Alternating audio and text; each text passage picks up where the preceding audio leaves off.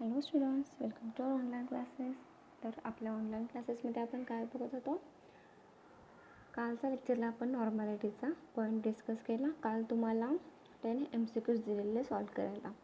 ते MCQs आपण आज सॉल्व करणार आहे, डिस्कस करणार आहे. त्याचं करेक्ट आन्सर काय आहे ते बघणार आहे. असंच आपण रोज ॲटलिस्ट मिनिमम 10 MCQs डिस्कस करणार आहे. पूर्ण MCQs प्लस त्याचे ऑप्शन्स कोणता करेक्ट आहे हे आपण बघणार आहे. चला, तर आजच्या लेक्चरचा आपला पहिला MCQ आहे. What is the molality of a solution containing 200 mg of urea, molar mass 60 gram mole, dissolve in 40 gram of water. आपल्याला इथे मोलॅलिटी फाइंड करायला सांगितलं आहे. आपण पहिला MCQ डिस्कस करतो.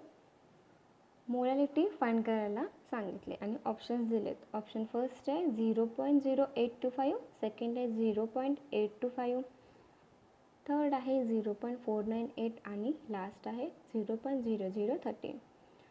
पहिल्यांदा आपल्याला काय करायला पाहिजे, मोलॅलिटीचा फॉर्म्युला काय आहे हे बघायला पाहिजे. पण जरी तुम्ही मोलॅलिटीचा फॉर्म्युला तुम्हाला माहीत असेल तर एक्झाममध्ये किंवा एक्झाम्पलमध्ये काय दिलं आहे, 200 mg दिले, मिलीग्रॅम दिले, 200 मिलीग्रॅम ऑफ युरिया.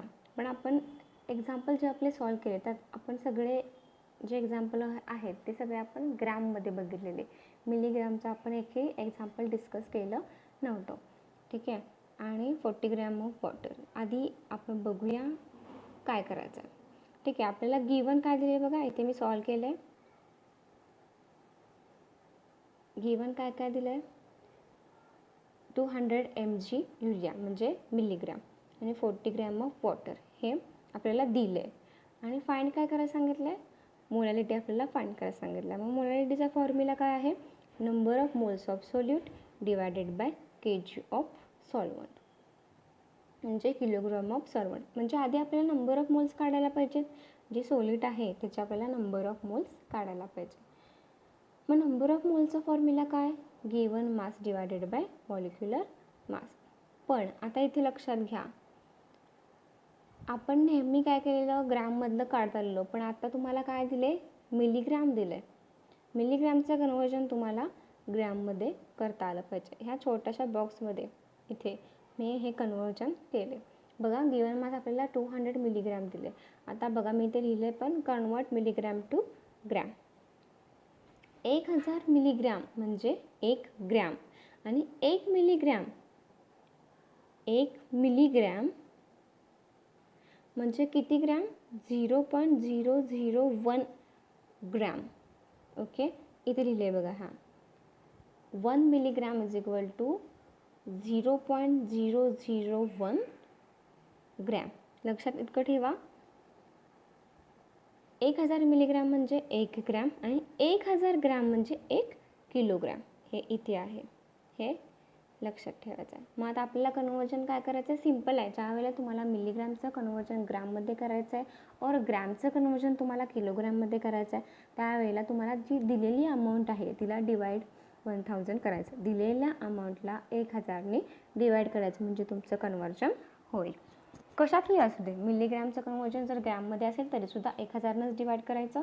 ग्रॅमचं कन्वर्जन किलोग्रॅममध्ये असेल तरीसुद्धा तुम्ही 1000नंच डिवाइड करायचं. चला, इथे आपण हे 200 मिलीग्रॅम आहे त्याचं कन्वर्जन आपण ग्रॅममध्ये करून घ्या.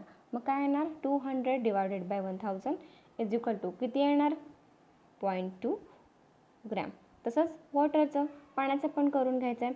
हा आपला सॉल्यूट आहे आणि हा आपला सॉल्वंट आहे. ठीक आहे. चला, पाण्याचं पण सेम केलं. 40 डिवायडेड बाय 1000 0.04 kg. ठीक आहे. चला, आता मग मोलॅलिटीचा फॉर्म्युला काय आहे, number of moles of solute divided bye kg of solvent. चला, मग आपण नंबर ऑफ मोल्स किती काढले, आता हे 0.02 आहे. गिवन मास किती आहे, आता गिवन मास तुम्ही 200 mg घेणार का, नाही. 200 मिलीग्रामचं तुम्ही कन्वर्जन ग्रॅममध्ये केले, त्यामुळं ॲन्सर आलं तुमचं 0.2 ग्रॅम. सो इथे गिवन मास 0.2 ग्रॅम घेतले. डिवाइड बाय 60 म्हणजे काय, त्याचं युरियाचं मॉलिक्युलर मास आहे. युरियाचं मॉलिक्युलर मास किती आहे, 60 ग्रॅम आहे. सो 0.2 डिवायडेड बाय 60, ॲन्सर किती येणार आहे, 0.0030 3. 0 पॉईंटच्या नंतर नेहमी 4 डेसिमल्स घ्यायचे. जर तुम्ही 3 डेसिमल्स घेतला तर तुमचं ॲन्सर रॉंग येणार. नेहमी ॲन्सर घेताना पुढे 4 डेसिमल्स हे आलेच पाहिजे पॉईंटच्या पुढे, नाहीतर ॲन्सर तुमचं चुकू शकतो. ठीक आहे. मग नंबर ऑफ मोल्स किती झाले युरियाचे? 0.0033. चला 0.0033 हे लिहिलं.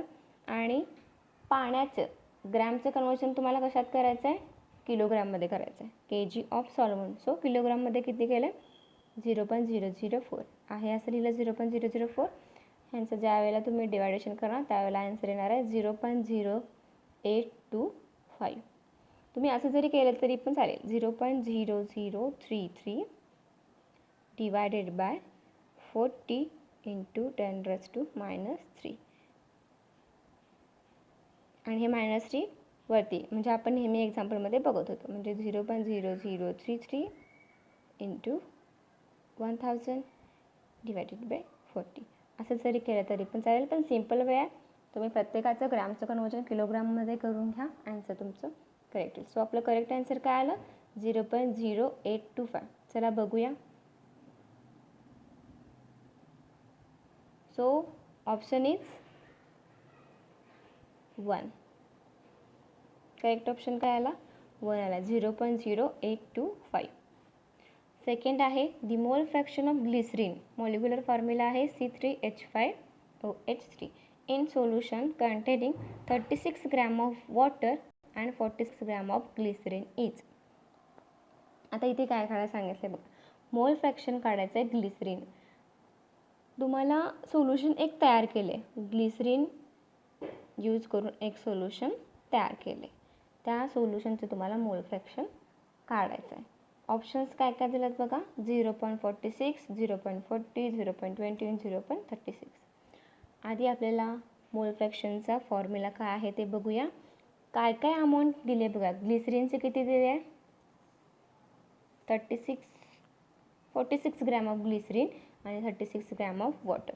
चला आपण आता मोल फ्रॅक्शन काढूया. इथे बघा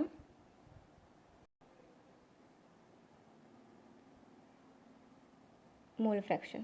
मोल फ्रॅक्शनचा फॉर्म्युला काय आहे? मोल फ्रॅक्शन आपण कशाने डिनोट करतो? एक्सने डिनोट करतो. Moles of solute divided by total moles of solution. आणि सोल्युशन कसं तयार होते? सॉल्यूट प्लस सॉल्वंट मिळून आपलं सोल्युशन तयार होतं. आता गिवन आपल्याला काय काय दिलं आहे? मास ऑफ वॉटर आणि मास ऑफ ग्लिसरीन, म्हणजे अमाऊंट दिली आहे ना. किती ग्लिसरीन घेतलं आहे? 46 ग्रॅम ग्लिसरीन घेतलं आहे. आणि वॉटर किती घेतलं आहे? 36 ग्राम घेतले. मग आपला जो ग्लिसरीन आहे तो आपला सॉलिड आहे, त्यामुळे त्याला आपण XA डिनोट करूया. म्हणजे मोल फ्रॅक्शन ऑफ A म्हणजे आपला सॉलिड डिनोट करूया. आणि जो सॉल्वंट आहे म्हणजे वॉटर त्याला आपण XB डिनोट करूया. ठीक आहे. इथे लिहिताना थोडंसं मिस्टेक झालं, खाली वरती झालं, पण तुम्ही समजून घ्या. फॉर्म्युला आपला आहे मोल fraction X moles of solid divided by total moles of solution. आता आपल्याला मोल्स ऑफ सॉलिड माहीत आहे का? किंवा मोल्स ऑफ सॉल्वंट माहिती आहे का? नाही. तर मी सांगितलेलं तुम्हाला की मोल फ्रॅक्शन दोन्हींचं पण काढता येते. सोल्यूटचं पण काढता येते आणि सॉल्वंटचं पण मोल फ्रॅक्शन काढता येते. मग आधी आपण number of moles of solute काढून घेऊया, नंतर number of moles of solvent काढून घेऊया आणि ते आपण आपल्या फॉर्म्युलामध्ये यूज करूया. ठीक आहे. चला number of moles of solid बघूया आधी. XA इथे आहे बघा. Number of moles of solid. Solid काय आपला? ग्लिसरीन आहे. मग गिवन मास किती दिले ग्लिसरीनचं? 46 दिले. मॉलिक्युलर मास किती?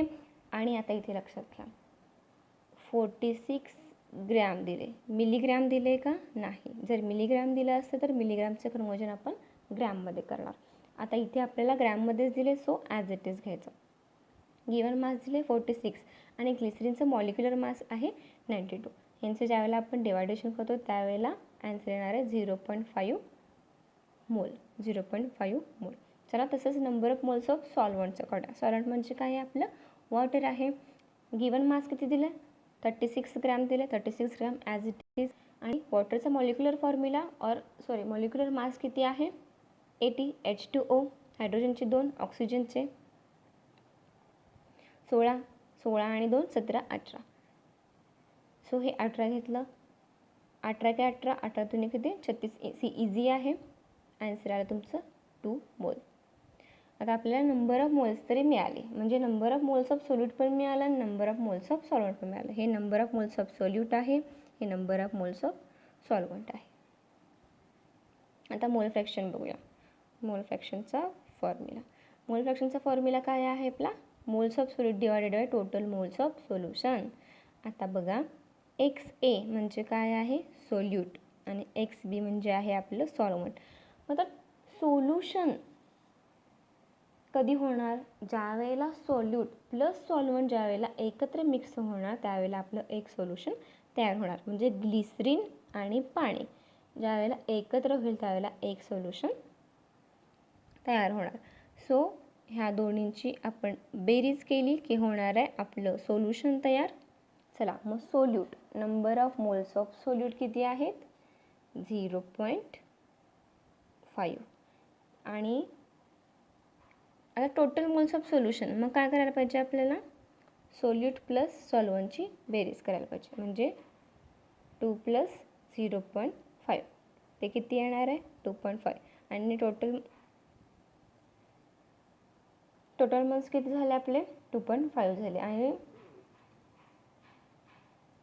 मोल्स ऑफ सोल्यूट किती आहे? म्हणजे आपल्या सोल्यूटचे 0.5 आहेत आणि सोल्युशनचे किती होणार मग? 2 + 0.5 हे 2.5. ज्या तुम्ही ह्यांचा जो आहे तुम्ही डिवायडेशन कराल त्यावेळेला आन्सर तुमचं येणार आहे 0.2. 0.2. समजलं काय केलं का? परत सांगू. आपण आधी काय केलं? नंबर ऑफ मोल्स काढले, सोल्यूटचे पण नंबर ऑफ मोल्स काढले आणि सॉल्वंटचे पण नंबर ऑफ मोल्स काढले. तर सोल्यूटचे नंबर ऑफ मोल्स आहेत 0.5. सो 0.5 वरती या फॉर्म्युलामध्ये moles of solute divided by total moles of solution. Total moles of solution काढायसाठी आपल्याला दोन्हीचे ॲडिशन करायला पाहिजे. म्हणजे number of moles of water plus number of moles of glycerine ह्यांची आपल्याला ॲडिशन करायला पाहिजे, त्याशिवाय आपल्याला सोल्युशन मिळणार नाही. सो 2 + 0.5 आन्सर किती आहे? 2.5. ह्यांचा ज्यावेळेला तुम्ही डिवायडेशन कराल त्यावेळेला आन्सर येणार आहे 0.2. चला बघूया करेक्ट ऑप्शन कोणता आहे.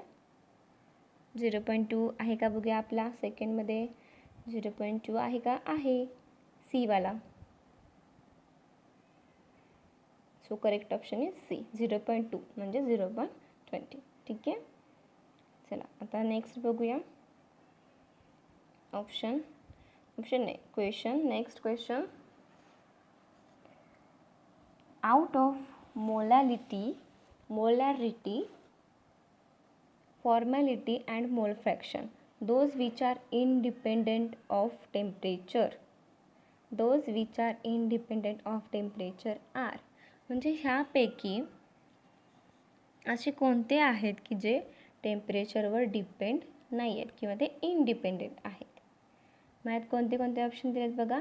MM म्हणजे कॅपिटल M स्मॉल m, एक आहे मोलॅरिटी आणि मोलॅलिटी. FX म्हणजे फॉर्मॅलिटी आणि मोल फ्रॅक्शन. MX म्हणजे मोलॅलिटी आणि मोल फ्रॅक्शन.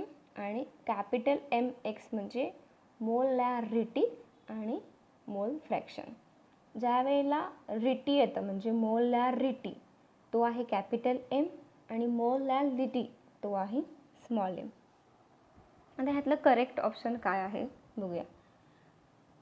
मोलॅलिटी आणि मोल फ्रॅक्शन म्हणजे जो आपला ऑप्शन आहे सी वाला म्हणजे स्मॉल m आणि x, मोलॅलिटी आणि mole fraction. It involves only mass, म्हणजे हे फक्त मास इन्व्हॉल्व करतं. And they do not depend upon temperature, volume. ते व्हॉल्यूमवर डिपेंड नाही आहेत, फक्त ते कशावर डिपेंड आहेत? मासवर डिपेंड आहेत. Hence these are independent of temperature. समजलं. Correct option is C.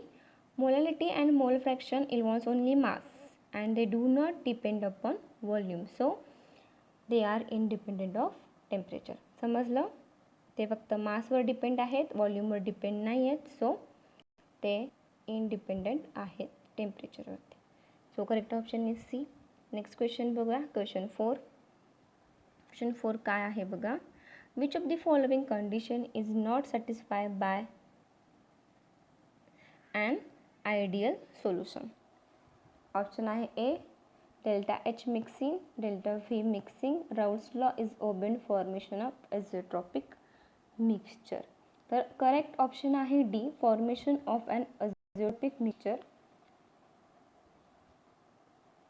ज्या वेळेला तुम्ही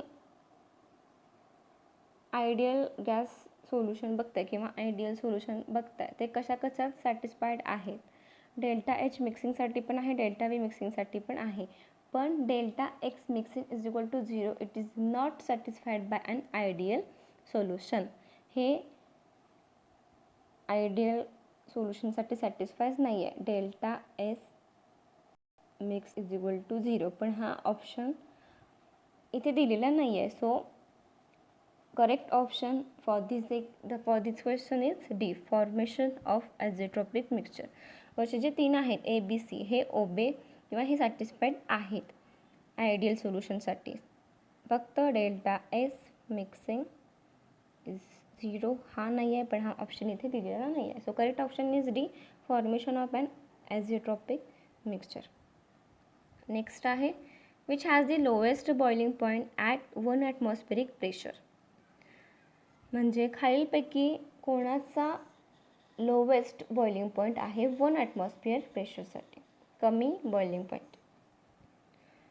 ऑप्शन्स आहेत 0.1 मोलर, एम म्हणजे मोलार KCl, बी आहे 0.1 मोलर युरिया, सी आहे 0.1 एम CaCl2 आणि लास्ट आहे 0.1 एम AlCl3. आता बघा ह्या ऑप्शन्समध्ये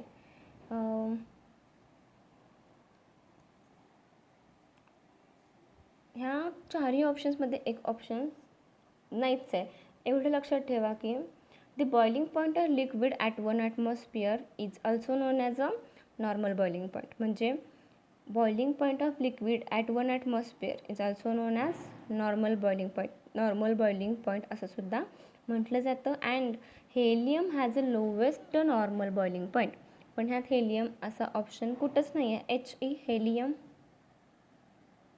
हा ऑप्शन आपल्या एक्झाम्पलमध्ये नाही आहे. Helium lowest normal boiling point because it has a very weak intermolecular force of attraction.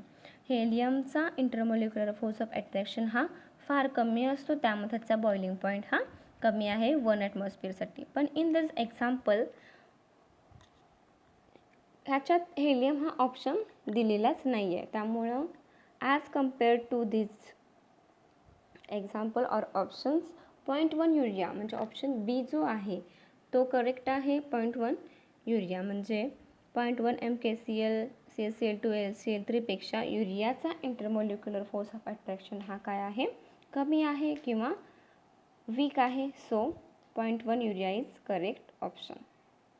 समजलं. म्हणजे as compared to other 3 A, C, D, point B is lowest or weaker intermolecular force of attraction. So correct option is B. आणि जर तुम्हाला ह्या सगळ्या ऑप्शन्समध्ये म्हणजे urea दिला असेल आणि डी ऑप्शनमध्ये HE दिला असेल, हेलियम दिला असेल म्हणजे 0.1 हेलियम असं दिलं असेल डी ऑप्शन, तर करेक्ट ऑप्शन तुम्ही काय लिहिणार आहे, डी लिहिणार ज्या वेळेला हेलियम दिलं जाईल. फक्त इतकं लक्षात ठेवा की helium has a lowest normal boiling point because of it has a very weak intermolecular force of attraction. हेलियमचा बॉइलिंग पॉईंट हा सगळ्यात लो आहे. पण इथे ऑप्शन हेलियम दिलेलं नाही आहे. ॲज कम्पेअर्ड टू अदर 3 युरियाचा जो बॉइलिंग पॉईंट आहे तो फार कमी आहे किंवा त्याचा इंटरमॉलिक्युलर फोर्स ऑफ अट्रॅक्शन हा कमी आहे. सो करेक्ट ऑप्शन ह्या एक्झाम्पलसाठी बी आहे. ठीक आहे. 0.1 M किंवा मोलर युरिया. आजच्या लेक्चरसाठी आपण इथे स्टॉप करूया. उद्या आणखीन 5 एक्झाम्पल आपण डिस्कस करूया म्हणजे 6, 7, 8, 9 आणि 10. आजच्यासाठी इथे स्टॉप करूया. आणि हीच तुमची आजची असाइनमेंट आहे. काल तुम्ही होमवर्क केला नसाल तर आज हे सगळे जे 5 MCQ आपण डिस्कस केले ते लिहून मोलॅरिटी, मोल फ्रॅक्शन कसं काढलं प्लस क्वेश्चन 3 जो आपण डिस्कस केला म्हणजे मोलॅरिटी आणि मोल फ्रॅक्शन हे टेम्परेचरवर का डिपेंड नाही आहे हे पण तुम्ही लिहायचं आहे. का डिपेंड नाही आहे? Because it's involves only mass and they do not depend upon volume, hence these are independent of temperature. हे पण लिहायचं आहे. क्वेश्चन 4 आपण बघितला आयडियल सोल्युशनचा. आयडियल सोल्युशनमध्ये पण करेक्ट ऑप्शन काय आहे? Formation and azeotropic mixture. त्याचं रिझन पण तुम्ही लिहायचं आहे. आणि आता जो 5वा डिस्कस केला which has a lowest boiling point, हे सुद्धा लिहायचं आहे. त्याचं रिझनसुद्धा लिहायचं आहे. मी काय सांगितलं?